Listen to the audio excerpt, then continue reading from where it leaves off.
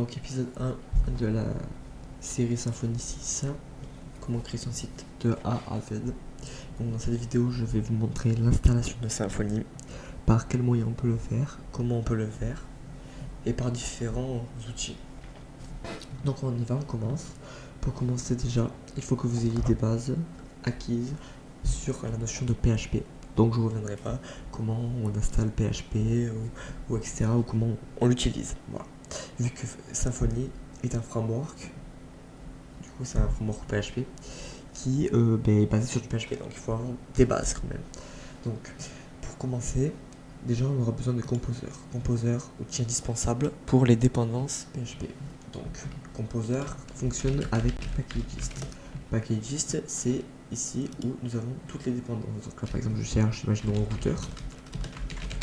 Et bien par exemple Symfony Routing, je peux du coup l'installer avec Composer. Voilà.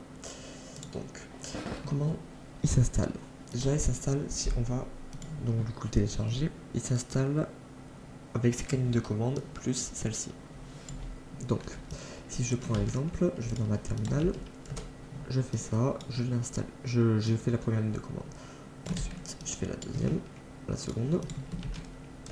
Voilà, on dit, ça me dit bien installation vérifiée. Ensuite je fais ça, troisième, voilà, on voit bien que ça fonctionne bien. Et ensuite je fais la quatrième. Une fois que j'ai fait ça, donc je peux lire et tout, voilà, que ça s'est bien installé. Et ensuite je peux faire du coup un sudo mv composer.phar. Voilà.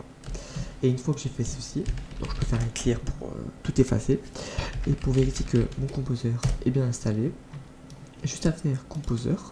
Et donc là je peux remarquer que j'ai bien composer et que j'ai bien la version 2.4.4 qui correspond à la dernière version de composer.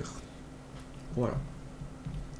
Une fois que j'ai installé Composer, je vais pouvoir donc me diriger vers Symfony, mais tout avant on va quand même vérifier notre version PHP. Pour vérifier ceci, vous avez juste à faire php.v. Moi j'ai par exemple en l'occurrence la version 8.1.13 ou encore php-version qui me donne la version 8.1.13 de PHP. Une fois que j'ai fait cela, je peux faire un php-m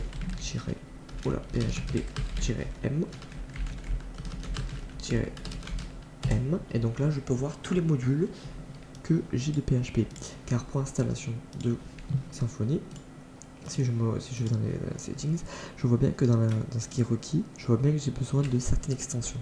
Voilà. Et ces extensions là on peut les retrouver ici dans tout ça. Voilà.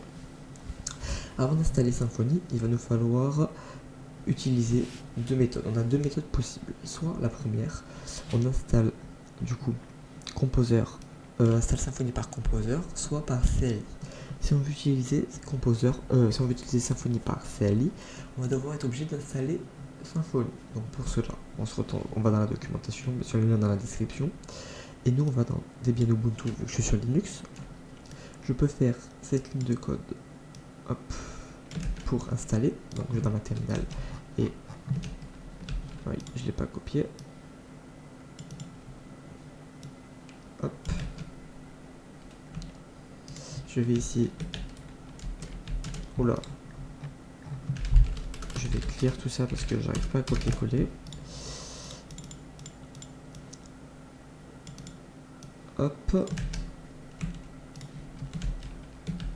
voilà, donc oulala, ma terminale elle a bugué. Donc je colle, je rentre le mot de passe.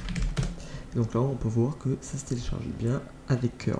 Voilà. Et une fois fait ça, on peut du coup prendre la commande symfony.cli, je l'installe. Et donc moi vous voyez que je l'ai déjà, mais on peut faire ça. Et ensuite pour voir si vous l'avez bien installé, faites un coup de Symfony. Et donc là, voilà, 5.4.19, c'est la version sur laquelle je suis. Voilà. Donc une fois avoir fait ça, on va du coup pouvoir se diriger sur Symfony. Donc, deux choix s'offrent à nous, soit par CLI, soit par Composer. Si je commence par la CLI, on voit qu'on a Web App. Avant, dans les anciennes versions de Symfony, c'était --full pour avoir l'application complète. Là maintenant c'est Web App. Donc si je commence par web app, on va voir que donc si je fais une fiche, je vais dans mes documents, documents, que je l'appelle par exemple documents et que je l'appelle test 1. Donc test 1. Et bien on va voir que cette application est complète. Elle bénéficie de plusieurs paquets, plusieurs recettes, comme par exemple Symfony Messenger qui est compris dedans, pour les tâches anachronisme, ou bien encore Symfony Mercure, ou encore Doctrine. Donc si je me rends dans cd slash, donc slash home slash Lucalus slash document bon, slash test 1, et que je fais un code point pour ouvrir mon éditeur VS Code, je fais confiance, et que donc là je peux remarquer que j'ai un projet complet, donc avec tout ce qui est bin slash console, voilà, on a la configuration, mais ça on y reviendra en détail quand ça sera le moment de l'utiliser. Donc on a les migrations publiques, on a tout ce qui est les contrôleurs, etc. On a nos templates Twig pour les vues HTML et Twig. On a nos tests. On a pour faire des translations, donc tout ce qui est pour traduire des messages. Le var, cache log de Symfony et vendor, mais ça on y reviendra. Voilà. Alors que si je me rends dans mon projet et que je fais un Symfony, la même chose sans le web app, donc là je vais l'appeler test 2, on va remarquer que donc Symfony new test 2, on va remarquer que là par exemple nous avons Doctrine, donc ici par exemple j'ai Doctrine avec les entités et le repository, et notamment aussi les migrations. Donc tout ça ça va être Doctrine pour la base de données, mais ça on y reviendra, mais tout ça va être Doctrine. Alors que si je peux fermer, alors que si je me rends dans mon petit test 1 slash test 2 et que je fais un code point, et bien là on va remarquer que notre application est complètement maximisée. On remarque que nous avons presque plus rien dans les paquets, dans les packages. On peut remarquer qu'on n'a plus le PHP bin slash PHP mini, donc ça le dossier bin c'est pour les commandes console. On peut remarquer que bon, dans le CRSSN nous avons plus du coup tout ce qui était entité repository, on n'a plus tout ce qui touche à la configuration de Doctrine, et on peut remarquer qu'on n'a plus tout ce qui est Docker, tout ce qui est PHP Unit, tout ce qui est les tests, on ne les a plus. Donc voilà, la configuration est complètement maximisée. Voilà. Donc une fois qu'on a fait ça, on a testé tout ce qui était CLI.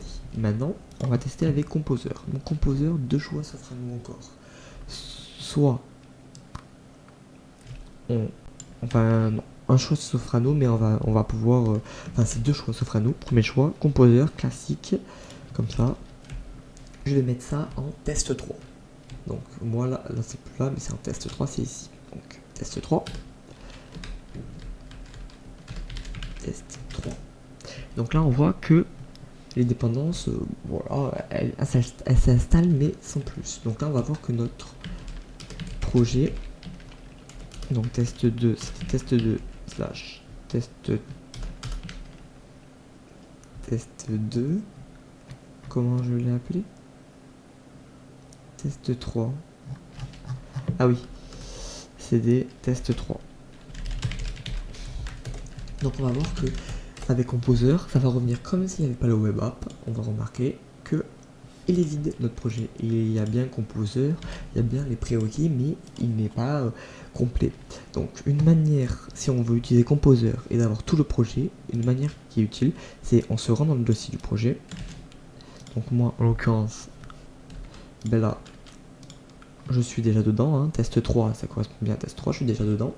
Et ensuite j'ai juste à faire un Composer require web app. Et donc là, automatiquement, ça va me télécharger tout ce qui était web app, donc tout ce qui était les applications externes et tout, un vrai projet complet, comme si j'avais utilisé le web app de Symfony. Là, il me demande les recettes de Symfony, donc je dis oui, hein, c'est tout pour avoir tout ce qui touche à la configuration, donc tout ce qui est là. Et donc là, je peux remarquer que mon projet Symfony est complètement complet, en fait il est complet, et on retrouve bien tout ce qu'on avait tout à l'heure en passant par Composer. Voilà. Une dernière chose avant de finir cette vidéo et de passer à Webpack, etc.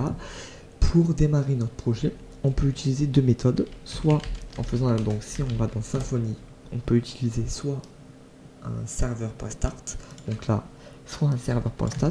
Donc si je fais un Symfony serveur.start, et bien là, je peux démarrer du coup sur le port 8000 mon application. Donc là, je dis oui. Voilà, on voit bien qu'on est sur Symfony 6.2.2. On voit bien que nous avons toute notre application qui fonctionne. Voilà. Donc là, bon, là, pour l'instant, je n'ai pas de page configurée, mais si je fais ça, on voit bien que cela fonctionne bien. Voilà. Ou alors, non, petite astuce avant de commencer. Donc là, si je veux arrêter le serveur, je peux faire .stop. Si je veux pas qu'il y ait les logs comme ça, que je puisse continuer d'utiliser ma terminale, parce que quand c'est un Symfony.start, tu peux pas utiliser. Mais si je veux pouvoir utiliser, j'ai juste à rajouter le petit drapeau D, le -D, et donc là, je pourrais continuer d'utiliser ma terminale après. Voilà. C'est tout pour Symfony. Oula, j'ai perdu ma terminale. Et ensuite, si on veut utiliser le serveur interne de PHP, on peut aussi, donc là je ferme, donc là on voit bien que là du coup ça va ramer, ça va plus marcher. Et on voit bien que si je veux, je peux utiliser php-s localhost 2.8000-t public. C'est là je lui dis, tu démarres sur le serveur localhost.8000 et tu vas pointer dans le dossier public. J'ai juste à faire ça. Donc là il me dit qu'il existe, il est déjà sur un serveur open, c'est normal parce que je viens de démarrer avec Symfony, mais juste à faire ça. Je fais un petit coup de fiche pour avoir l'autocomplétion. Test 2/test 3. Voilà. Je fais un petit coup de ça. Et donc là, je remarque que si je vais si je retape localhost 2.8000 sans le HTTPS, parce que voilà, c'est pas une connexion sécurisée, je remarque là que mon serveur est fonctionnel là. Voilà. C'était tout. Et aussi pour finir sur cette vidéo, pour avoir l'autocomplétion comme moi je l'avais pour fiche, vous avez juste à faire un sudo apt install fiche, et donc là vous aurez du coup l'autocomplétion comme je l'avais, vous aurez un fiche et après vous pourrez avoir l'autocomplétion. Voilà, c'est tout pour cette vidéo, j'espère qu'elle vous aura plu. On se retrouve dans le prochain épisode pour parler de Webpack ainsi que de continuer notre projet de A à Z. Et puis voilà, n'hésitez pas à vous abonner, à liker, et puis on se retrouve dans un prochain épisode.